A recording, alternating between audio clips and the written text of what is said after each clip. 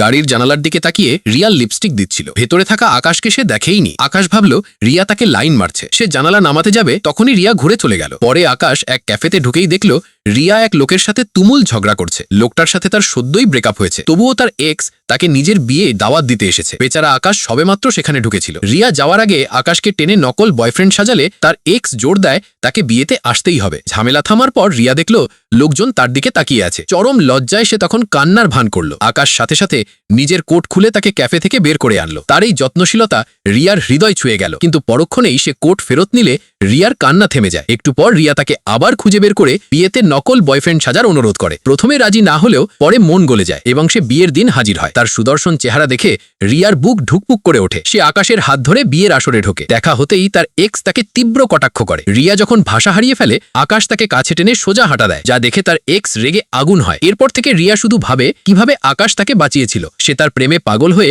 নিজেই এগোবে বলে ঠিক করে। কিন্তু বুক ভরা আশা নিয়ে তার সাথে দেখা করতে গিয়ে সে দেখে আকাশ আরেকটা ছেলের হাত ধরে গাড়িতে উঠছে। গাড়ির ভেতর ছেলেটা তাকে একটা আংটি দেয়, যা দেখে রিয়া ভাবে ওটা কাপল রিং। আকাশ খুশি মনে সেটা নেয় এবং তারা কোলাকুলি করে। রিয়া ধাক্কা খেয়ে সেখানেই জমে যায়। সত্যিটা হলো আকাশ এক ধনী পরিবারের পালানো ছেলে। টাকার জন্য বিক্রির উদ্দেশ্যে সে বন্ধুকে দিয়ে বাড়ি থেকে আংটিটা আনিয়েছিল। ওই রাতে রিয়া মাতাল হয়ে বিলাপ করে যে তার পছন্দের সব ছেলেই ফালতু। তার গলা শুনে আকাশ এগিয়ে আসে। এক্সের বিয়ে নিয়ে সে কষ্ট পাচ্ছে ভেবে আকাশ তাকে সান্ত্বনা দিতে যায়। কাছেই সিকিউরিটির টহল শুনে সে দ্রুত রিয়াকে টেনে দরজার পেছনের সরু কোনায় লোকায়। ধরা পড়ার ভয়ে সে চিন্তিত, আর রিয়া তার বুকে আলতো করে হেলান দিয়ে থাকে, সরতে চায় না। ওই মুহূর্তে আকাশের বুক ধরফর করতে থাকে। নিজের অজান্তেই সে রিয়ার প্রেমে পড়ে গিয়েছিল।